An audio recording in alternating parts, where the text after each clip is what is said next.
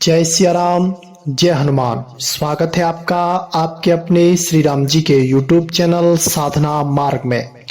आज हम इस वीडियो में आपको बताने जा रहे हैं कि जब आपके पितृ नाराज होते हैं तो आप कैसे पता करें कि आप पे पितृ दोष है, उसके क्या लक्षण होते हैं और उन्हें कैसे मनाया जाता है। आज इस विषय पर हम इस वीडियो में चर्चा करने जा रहे हैं। जब तक आपके पितृ नाराज होते हैं तब तक ना तो आपकी कुल देवी आपका साथ देंगे, ना कुल देवता आपके साथ देंगे और ना ही आपके इष्ट देव भगवान ही आपका साथ देंगे। क्योंकि जब तक घर के बड़े बूढ़े लोग उनको घर में आने का आमंत्रण नहीं देंगे तब तक वह आपके घर में नहीं आएंगे।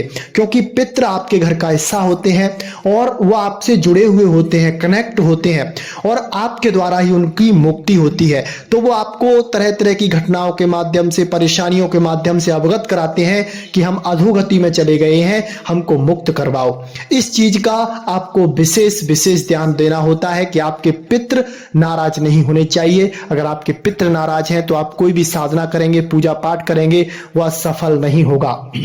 अब हम बात कर लेते हैं पितृदोष के कुछ लक्षणों के बारे में। जो सबसे पहला पितृदोष का लक्षण होता है वह यह होता है कि आपके बनते बनते कार्य बिगड़ेंगे।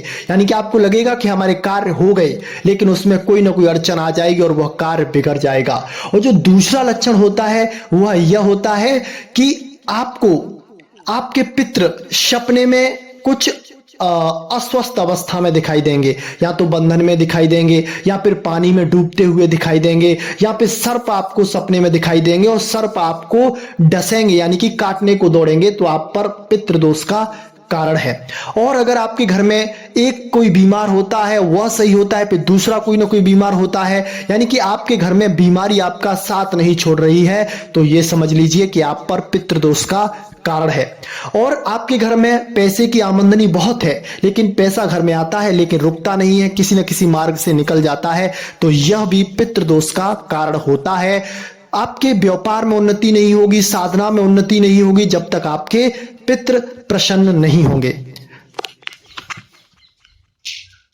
अगर आपको अपने जीवन में उन्नति चाहिए तो अपने पितरों को आपको मनाना होगा, उनको आपको अपने अनुकूल करना होगा, जब ही आपको आपके कार्यों में सफलता मिल सकती है। तो अब हम बताते हैं आपको पितृबाधा से मुक्ति कैसे मिलेगी। अगर ये लक्षण आपके साथ हो रहे हैं ये तो पितृदोष के ही कारण है।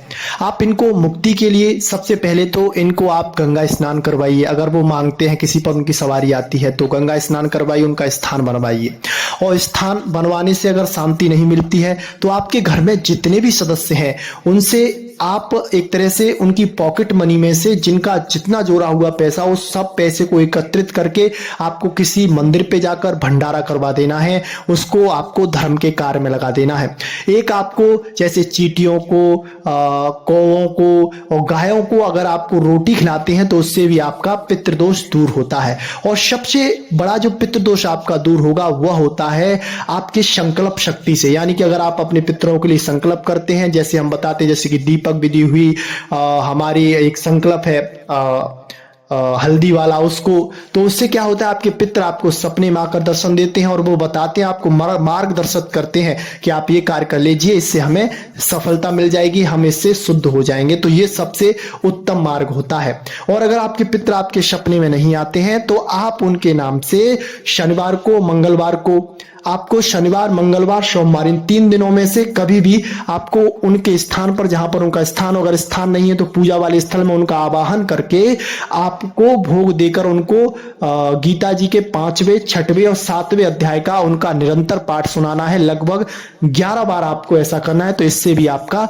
जो पितृदोष होता है वह दूर हो जाता है।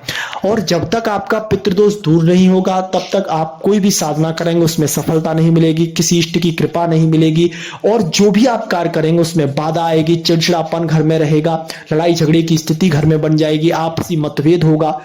एक तरह से घर में कलह की स्थिति पितरों के कारण बन जाती है। और पितरों को कोई भी देवता या बालाजी महाराज हुए या फिर कोई अलग कुछ साधना करने वाले कोई हटा नहीं सकता है। पितरों को तो बस वही हटा सकते हैं जो उनके लिए कुछ करेंगे, यानी कि आप उनके लिए अगर कुछ करेंगे तभी वो हटेंगे, क्योंकि वो आपसे कनेक्ट होते हैं। और जब तक वह मुक्त नहीं होंगे तब तक आपको सफलता नहीं मिलेगी। आपने देखा होगा कि छोटा सा हमारे अगर कोई फोड़ा होता है तो वो फोड़ा जब पकने लगता है तो उसमें मवाद पड़ जाती है, तो हमें उसमें दर्द होता है, पेन होता है बहुत ज्यादा। लेकिन जब वह फोड़ा फूट जाता है, निकल जाता है, उसकी गांठ निकल जाती है, तो फिर वह सही हो जाता है। इसी तरह से पितरों के साथ होता है।